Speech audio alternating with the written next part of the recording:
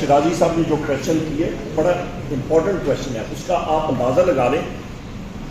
کوئی تجربہ کرتے ہیں نا، اس کا رزلٹ جب منفی آتا ہے تو آدمی تجربے سے پیچھے ہٹ جاتا ہے، لیسن لرن کر کے، سبق سیکھ کے.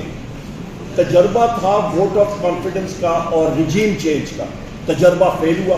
وجہ کہ آپ کی گروتھ ریٹ 6% پہ کووڈ کے باوجود وزیر اعظم عمران خان صاحب کے دور پہ آ رہی تھی.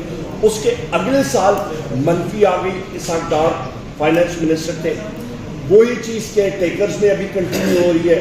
سونے پہ سہاگا پنجاب حکومت ابھی کہتی ہے کہ جی ویٹ کرائسس جو آیا ہوا ہے، یہاں پہ کسان پس رہا ہے. وہاں پہ روٹی 16 روپے کی روٹی انہوں نے بہت بڑا للکار کیا کہ جی مل جائے گی تندور میں. مجھے بتا دیں کدھر مل رہی ہے پاکستان میں 16 روپے کی روٹی. وہ کہتے ہیں جی وہاں پہ پنجاب میں جو کیئر ٹیکر حکومت تھی اس کی ذمہ داری ہے. تو کیئر ٹیکر حکومت کا چیف منسٹر وہ غیبانہ طور پہ سینیٹر جو ہے وہ شبلی فراز صاحب کا ہمسایہ بن گیا. وہاں پہ آ گئے، جناب سینٹ پہ آ گئے. مطلب آپ پنجاب اسمبلی کا سینیٹر بن کے انٹیریئر منسٹر بن گیا.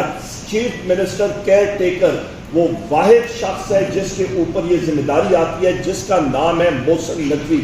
وہ اور اس کی کابینہ کلیکٹیولی اس فراڈ کے ذمہ دار ہیں جہاں پہ گندم امپورٹ ہوئی. اور آج پاکستان کے جو محنت کش ہمارے کاشتکار ہیں ان کو پرابلم اور مصیبت ہو رہی ہے. ایک منٹ جی. دوسری اہم بات، آپ آگے اس پہ آئیں.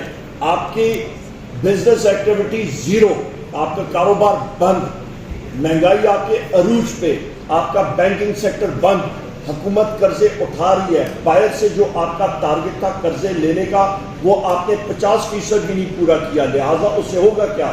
آپ مقامی بینک سے پیسہ اٹھائیں گے، آپ کی قرضے بڑھیں گے، آپ کی اکانومی ختم ہو چکی ہے. اور آخری بات میں کرتا چلوں، آج اخباروں میں بھی ہے، آپ میڈیا نے رپورٹ کیا، جو ہم نے یہاں پہ پریس کانفرنس کی تھی، کہ یہ جیب تراشوں کی، جیب کتروں کی حکومت ہے. پیٹرولیم ڈیولپمنٹ لیوی کے نام پہ جتنا انہوں نے ٹیکس جمع کیا ہے وہ تقریباً 970 ارب روپے یہ اکٹھے کرنے جا رہے ہیں.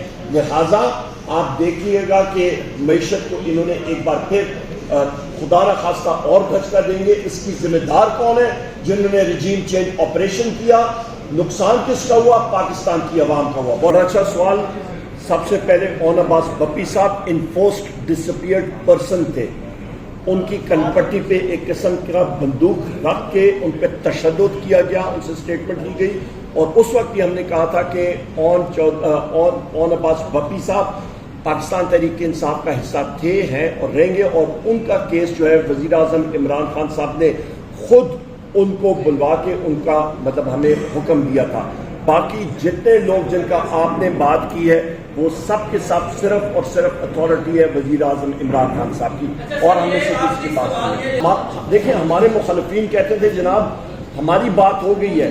ہماری بات پاکستان کی عوام سے ہوئی ہے. ہمیں امپاور کیا ہے پاکستان کی عوام نے. ہم میں سے جتنے ساتھی یہاں پہ بیٹھے ہیں ہم لوگ سب کے سب روپوش ہیں. یہ طاقت، یہ ابیلٹی، یہ رب کی وجہ سے یا پاکستان کی عوام کی طرف سے ہے. اور انشاءاللہ تعالی ہماری جو الائنس بن رہی ہے وہ ایک چیز کے لیے ہے، قانون اور آئین کی بالادستی. اور میرے وزیر اعظم عمران خان صاحب نے اس دن جب ہماری ملاقات ہوئی تھی اور فضل صاحب بھی موجود تھے، انہوں نے ہمیں کلیئر کٹ کہا کہ پاکستان کی عوام کو میرا میسج اور پیغام دے رہے کہ مجھے جتنا مرضی ہے ٹائم لگے میں یہاں پہ بیٹھا رہوں گا، پر میں اپنے آئیڈیلز، اپنے پرنسپلز، اصولوں پہ میرا سودا نہیں ہوگا. اور وہ کیا ہے؟ وہ آئین اور قانون کی بالادستی ہے.